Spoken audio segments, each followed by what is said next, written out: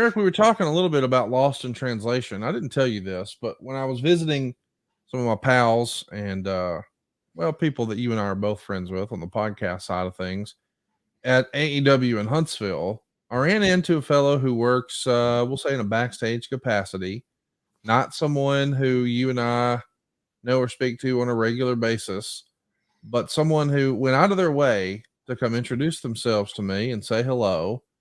And with no one listening, I try to apply a lot of what I learned from Eric Bischoff to what we do here. So I know that there's some people who listen to this show, and when you're critical and I say, hey, what could they have done better? A lot of people get, under their tribalistic blankets and say, oh, that's not fair. And here's why. And here's what you don't understand. It's not coming from a place of, ha ha, that kid in The Simpsons. No, it's coming from a place of, hey, man, I want this to work. I want this to be better. I want this to be bigger. I mean, that's really the spirit of all of your critiques and criticism, right? It truly is. I mean, if you think about it, what reason would I have to be critical or to be angry or to just, tear AEW apart? I have no dog in the hunt. I can't explain that any more clearly than that. I don't personally, I have no investment emotionally or otherwise, with the exception of the fact that I want to see the business as a whole survive, grow, and prosper. The business as a whole, not just WWE, but I want to see AEW grow like I really thought it was going to in the very, very beginning, and I was very supportive of it. If you go back and listen to some of my commentary back then, if you go back and look at some of my social media posts back then, it was very, very positive. And again, I don't want to beat up something we've already talked about, but Tony Khan came out immediately and challenged WWE and started taking shots at WWE. And so did a lot of the talent. And some of them are my friends. I'm not going to name drop them here because it's past. It's not going to change anything. But a lot of high-profile people, talent in AEW immediately came out and started making pretty bizarre predictions about what was going to happen in the competition between AEW and WWE.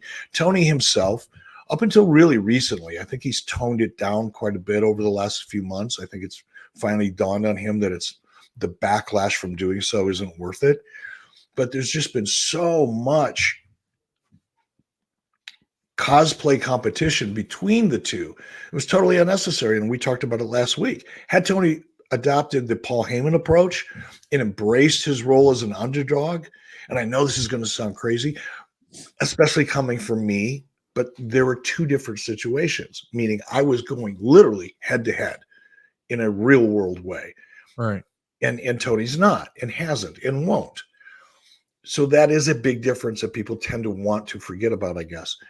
But had Tony embraced his underdog status and actually put over WWE in a constructive, positive way, not gloat over them, but I mean, really acknowledging their growth and their success in almost an aspirational way, the amount of goodwill that he would have been able to cultivate, harness, and enjoy would have been phenomenal. And I really thought that's where he was going in the beginning. But he took another path. And that, we're talking about the tribalism. The large part of that is because of Tony and the talent at WWE. They started it. They created it. And now that they're on the receiving end, of course, anybody that says anything critical, constructive or otherwise, is being accused of, being a hater.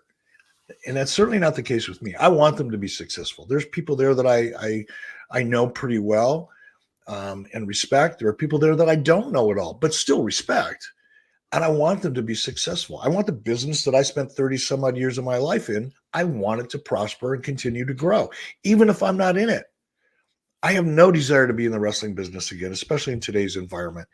Zero desire to travel, zero desire to deal with the drama and the egos and the bullshit that I know is going on backstage in both companies, right? I just don't want to do that.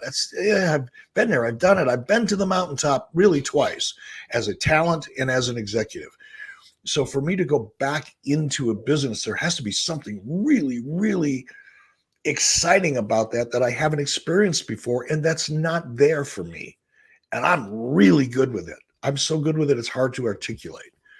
But that doesn't mean that when I see things that are just fundamentally flawed, some of the just most basic things, like formatting a television show that seems to escape anybody in AEW, it boggles my fucking mind.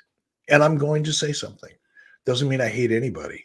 Quite contrary, really. Well, listen, the critics and the naysayers of you will say, oh, you're just like some of these other podcasters, and your entire format of your show is just dumping on AEW and being critical. But the reality is, when something's good on AEW, you acknowledge that. You highlight it. You celebrate that. I mean, the first Collision, you were very complimentary of. The Will Ospreay match you just saw on pay-per-view, you were very complimentary of. And I don't know. I just think there's a lot of bad faith takes, I think is the phrase everybody's using these days. And yeah, bad faith. The minute somebody says bad faith, I immediately dismiss them as worthless. Their opinions, their commentary, their whatever it is, they lose all credibility when people constantly rely on these terms that are so prevalent in the tribalistic environment of social media, and bad faith is one of them. You know, here's the other one. This one drives me batshit. You don't hear it in wrestling so much, but anytime, especially with politicians, when they come out and say, we need to have a conversation. Fuck you. You don't want a conversation. You want me to sit down, shut up, and listen and agree to everything you want to say. That's what politicians describe as a conversation in today's environment. And it's the same thing with this bad faith bullshit. It's usually the people that use bad faith on a regular basis that are most guilty of bad faith. So there you go, boys and girls. If you want to have a conversation with Eric Bischoff, his response is, fuck you. Let's jump into the question. If it starts off with bad faith, yeah, it will. Hey, it's Conrad Thompson here to tell you a little more about what adfreeshows.com is all about. Get early, ad-free access to more than a dozen of your favorite wrestling podcasts every single week, starting at just $9. That's less than 20 cents an episode each month. And yes, you can listen to them all directly through Apple Podcasts or your regular podcast apps. How easy is that? Ad-free shows also has thousands of hours worth of bonus content and docuseries like Title Chase, Eric Fires Back, Conversations with Conrad, and The Insiders.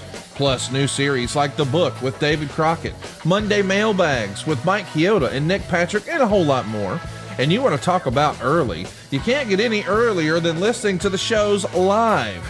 You can be a part of the live studio audience as we record the podcast.